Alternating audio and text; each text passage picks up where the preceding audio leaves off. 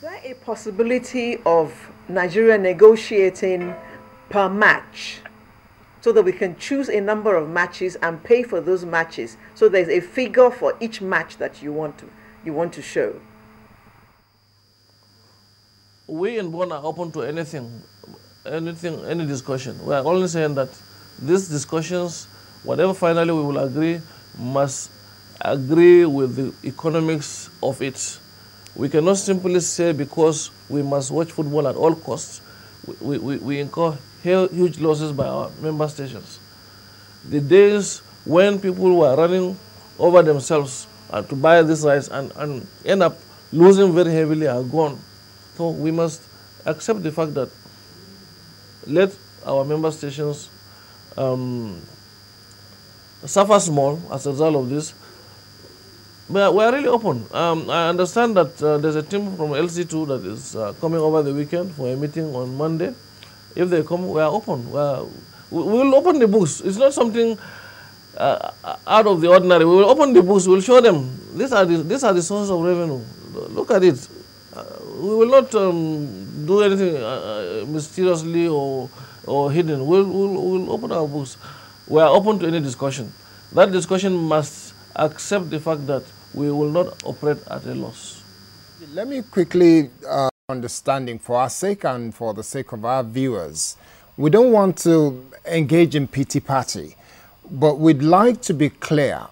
Is this the same kind of rate that other African countries are being charged? Is every African country being charged 8 million, 6 million euro? Or is it a case of Nigeria is the only one? And if this is the case, what kind of rates are the other African countries paying? Yes, we know they're smaller than Nigeria, but at least it should be something that we will be able to analyze and say, okay, this is reasonable. Believe me, 8 million euros they're asking for is the highest in the world, not in Africa.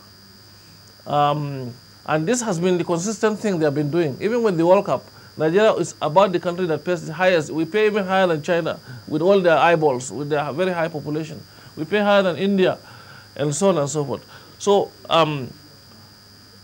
what I'm telling you is that what the other African countries are being asked to pay through African Union of Broadcasting is peanuts. Is really nothing.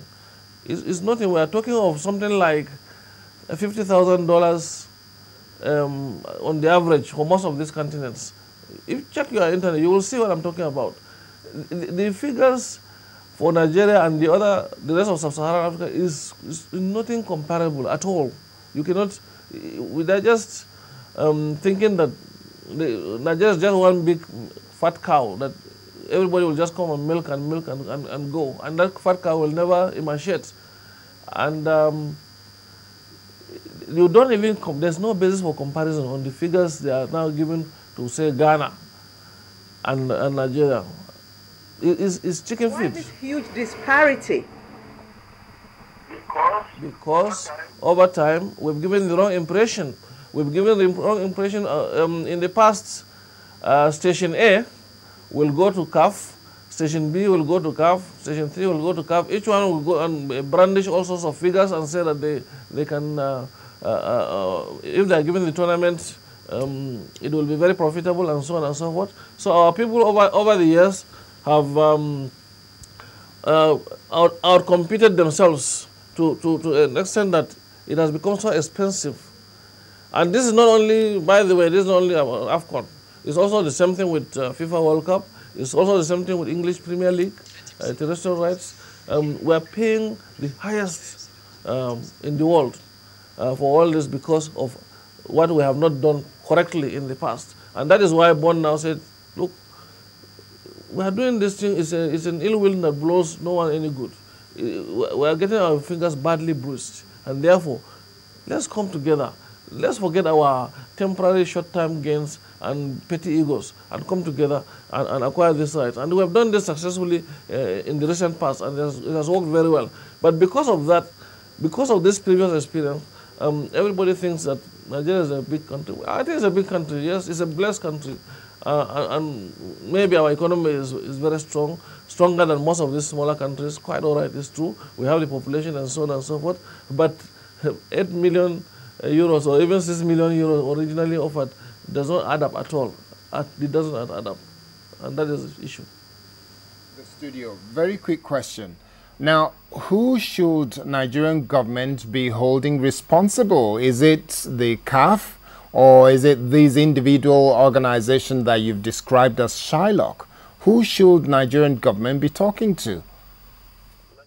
Nigerian government should talk to CAF because CAF is the one that empowered the rights holders. CAF is encouraging this kind of Shylock tendency. I dare say that it's also the same kind of mentality with FIFA. We're already talking about 2014 World Cup in Brazil. It's the same scenario that is emerging, but I'll not talk about that for now. When the time comes, we'll talk about that. But it is CAF, and Nigeria should insist that CAF should do the right thing. CAF should stop empowering these mafia organizations that have deeply entrenched themselves in African sports and in Nigerian sports rights.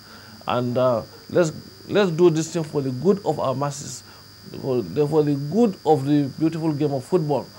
And at the end of the day, it is not how much money that CAF makes from these rights that it should measure its performance. It should measure how many Africans are able to watch these matches, how much talent have they been able to create, how much value added have they added to football in Nigeria and in Africa, and so on and so forth. It's not just about financials and about money.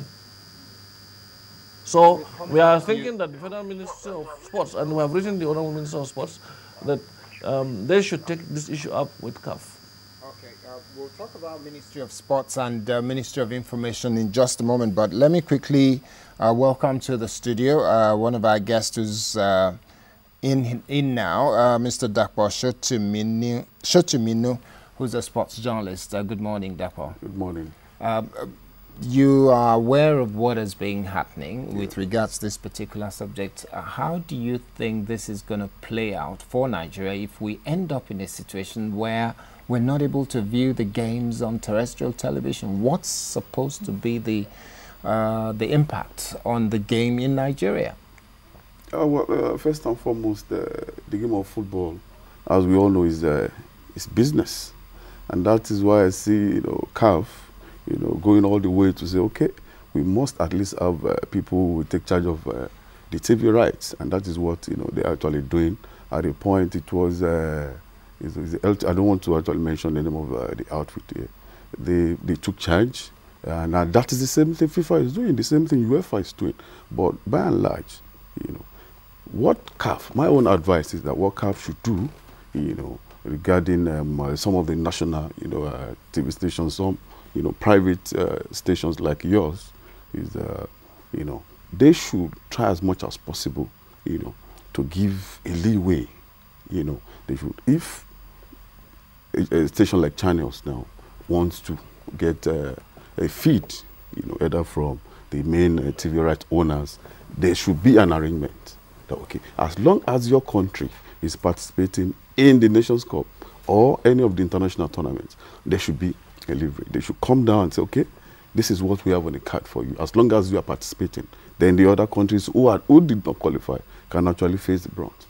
Okay, Godwin, in terms of moving forward now, if Nigerians were to look at this and say, we have to deal with CAF, how do we deal with CAF? Well, because we don't have any, but do we have anybody in the governing council of CAF, in the higher echelon of... we don't anymore. I mean, yes. Dr. Mosadamo used to be there. Maybe that should be someone would have turned to at a time like this. Unfortunately, we all knew the circumstance that took him out of that place for now. I really think it's a governmental thing now. I think the government of Nigeria should do something. It might be drastic at some point, but like I said, at the beginning, it's about business, but you don't exploit people in an open market. That's why competition is very, very good. I'm happy that the DG said that there could be a meeting this weekend or even on Monday. Talks are ongoing. Like I told on Facebook and Twitter, I keep assuring Nigerians that you get to see the Nations Cup on terrestrial TV. But we'll get there some. I mean, it could be at the very last minute. Where does your confidence come from that you are assuring them? Because Nigeria is a big market. Nigeria is a nation when it comes to football, when it comes to sport, that the rest of the world is looking up to. I remember Sepp Blatter so many years ago, he said to the Supporters Club of Nigeria, said, on no account should any major footballing event across the world take place and the Supporters Club are not there when Nigeria is participating. That tells you the glamour, what Nigeria will bring to every tournament. So I'm so confident. It's about money. We brought it down from 8 million, 6 million euros to 300 for specific matches. At some point, we said, okay, let's only take Nigerian matches. Let's forget about the opening ceremony. Let's forget about the closing ceremonies. Unless Nigeria is participating, these are the matches we're taking. That way, I mean, we're getting somewhere, definitely. The viewing centers is going to be a boom. I mean, I mean, from the cable stations. But I will not go to a viewing center that is not conducive. You know, that means that not everyone will get to see these matches. But I think, I'm confident that we will see these matches. So, let me ask you, Dapo, if this happened to play out the way it just might play out, and we don't have an opportunity of watching on terrestrial television, what does this say about our government and about the body that is supposed to help us negotiate? Well, as usual, just as he said, I see something positive, you know, happening, because just the last friendly we played against Cape Verde was not on terrestrial TV, and there were a lot of complaints, there were a lot of, you know, write-ups here and there, a lot of comments, and I foresee the National Sport Commission, you know, through the FG, doing something about this. Definitely, if the competition actually is on and the Nations Cup is on and Nigerians are not watching on terrestrial TV, it's not good enough.